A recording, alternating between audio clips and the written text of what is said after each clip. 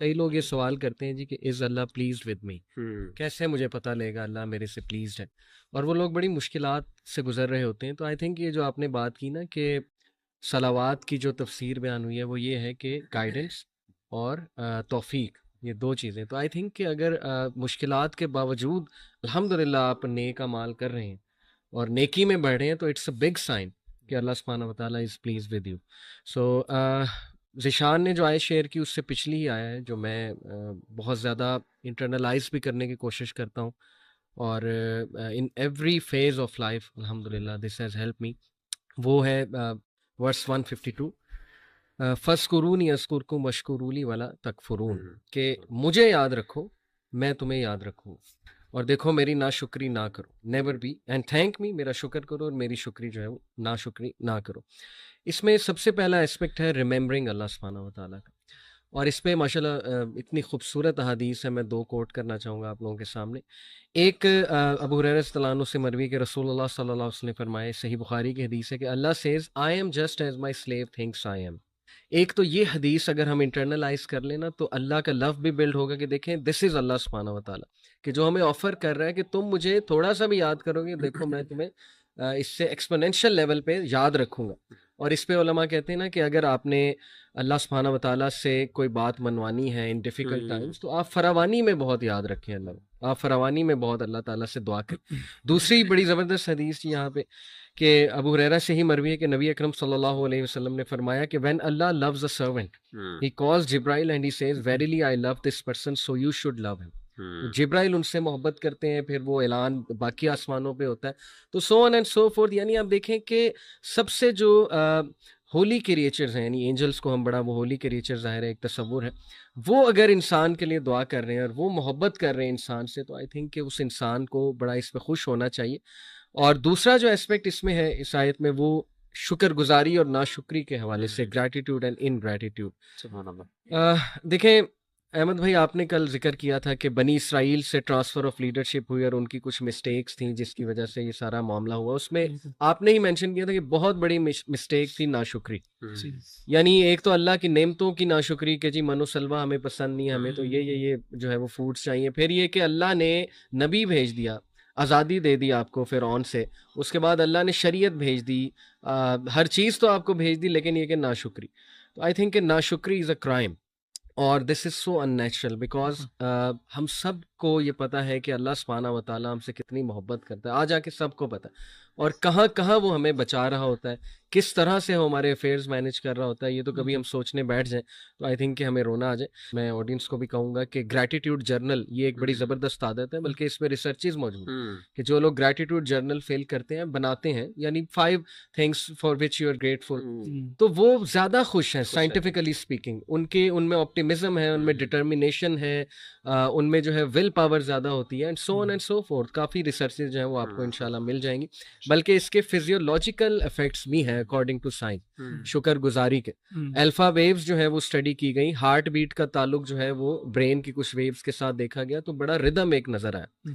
تو ماشاءاللہ دیکھیں جو بھی احکامات دین اسلام کے ہیں they are absolutely scientific. So دیکھیں مائی پوائنٹ از کہ الحمدللہ we should be very thankful to Allah کہ ہمیں ایک بنا بنایا سسٹم اللہ سبحانہ تعالیٰ نے دے دیا، وہ پرنسپلز دے دیے جن پہ عمل کر کے ہم ایک بہترین اور سیلف فلفلمنٹ والی زندگی الحمدللہ جو ہے گزار سکتے. اچھا، ویسے تو سورہ بقرہ کا ایک جو ہے نا وہ موضوع چل رہا ہے، لیکن بالکل اگر ہم مائکرو فوکس ہو کے کوئی ایک آیت دیکھیں جو مجھے پرسنلی کافی پروفاؤنڈ لگتی ہے. اس پارے کے شروع میں اللہ تعالیٰ نے اس میں ایک رول بتایا. سورہ فاتحہ میں ہم نے کل دیکھا تھا کہ ایاک نعبد و ایاک نستعین، کہ اللہ ہم آپ ہی کی عبادت کرتے ہیں اور آپ ہی سے مدد مانگتے ہیں. تو استعانت میں اللہ تعالیٰ نے ایک ہمیں یہاں پہ ایک اصول بتا دیا، ایک آپ سمجھیں طریقہ بتا دیا کہ ہم اپنی پرسنل لائف میں استعانت کیسے لے سکتے ہیں. اللہ تعالیٰ فرماتے ہیں یا ایھا الذین آمنوا استعینوا بالصبر والصلاۃ، کہ اے اہل ایمان جنہوں نے ایمان کا دعویٰ کیا وہ اللہ سے مدد طلب کریں 2 چیزوں سے، صبر سے اور صلاح سے. تو یہ 2 جو چیزیں ہیں صبر اور صلاح بہت بڑے ٹاپکس ہیں، لیکن میرے خیال سے ان کو اگر ہم سمجھیں اور ان کو انٹرنلائز کریں تو استعانت جو ہے وہ ایک اچھے طریقے سے لی جا سکتی ہے. تو صبر کیا ہے؟ عام طور پہ آپ کو پتہ ہے ہمارے ہاں اردو میں صبر کو سمجھا جاتا ہے کسی مصیبت پہ صرف صبر کرنا، لیکن اگر ہم دین کی روح سے دیکھیں تو صبر کو اسکالرز نے جو ہے وہ 3 ٹیئرز میں ایکسپلین کیا ہے یا 3 اس کی جو ہے اس کے اینگلز ہیں دیکھنے کے.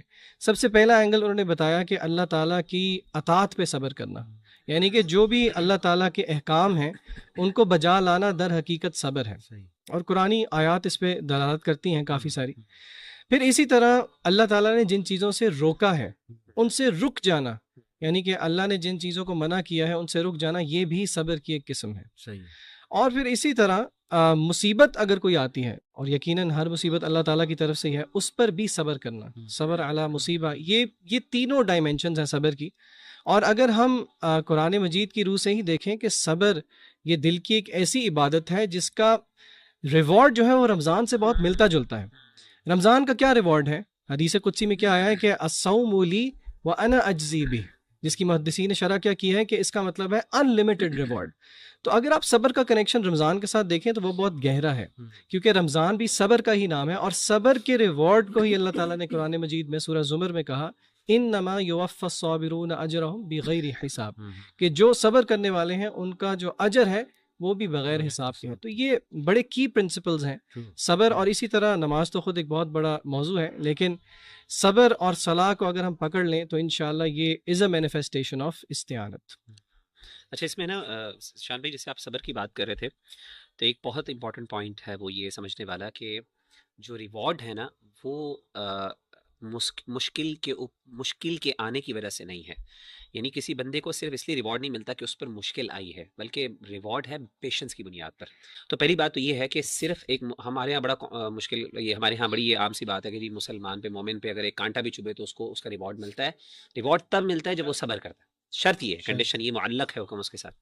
دوسری چیز جو امپورٹنٹ ہے میں سمجھتا ہوں وہ یہ خاص طور پہ صبر کے حوالے سے کہ اللہ تعالیٰ نے یہ جو صبر کی جو لوگ اہل صبر ہے ان کی جو خاص بات بتائی ہے وہ یہ ہے اولئک علیہم صلوات من ربہم ورحمہ. یہ بہت بڑی بات ہے، یہ مطلب یہ آیت اللہ کی کمپیشن اور اللہ کی محبت بیان کر رہی ہے.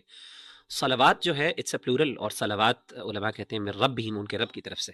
یعنی یہاں پہ اللہ نے اپنا خاص طور پر ذکر کیا، اور اہل بلاغہ اور علماء جو لغت ہیں وہ یہ کہتے ہیں کہ یہاں پہ اللہ کا لطف، اللہ کی نرمی اور اللہ کی محبت جو ہے وہ واضح ہو رہی ہے. صلوات جو ہے، صلات کی جمع صلوات جو ہے بیسیکلی اللہ کی رحمت عام طور پہ ترجمہ کیا جاتا ہے. اس سے مراد درود نہیں ہے، عام طور پہ ہم یہ بھی سمجھتے ہیں کہ اللہ یعنی صلات کا مطلب درود ہے. اللہ تعالیٰ نے کس کو درود پڑھنا ہے، سیدھی سی بات. تو اس کا مطلب یہ ہے کہ صلوات کے مطلب 2 ہیں. علماء نے کہا کہ صلوات کا تعلق دنیاوی لائف اور اخروی لائف کے ساتھ ہے. یعنی اللہ کی رحمتیں دنیا میں کیا ہیں؟ 2 چیزوں کی صورت میں، ایک ارشاد اور دوسرا توفیق. یعنی اللہ تعالیٰ دنیا میں انسان کو گائیڈنس دیتے ہیں. صلوات کا مطلب یہ، کیونکہ رحمت الگ سے ذکر کی. تو ارشاد کا مطلب یہ کہ اللہ تعالیٰ ایک بندے کو گائیڈنس بھی دیتے ہیں، یعنی ارشاد، اور دوسرا توفیق. صرف گائیڈنس کافی نہیں ہے، عمل کی توفیق بھی بہت امپورٹنٹ ہے. اور آخرت میں بھی صلوات، آخرت میں صلوات کا مطلب 2 ہے. وہ یہ ہے کہ ایک تو ریوارڈ ثواب، اور دوسرا مغفرت. یعنی ثواب کس پر؟ جو اچھے عمل کیے ہیں، اور مغفرت جو برائیاں یا غلطیاں ہو گئی.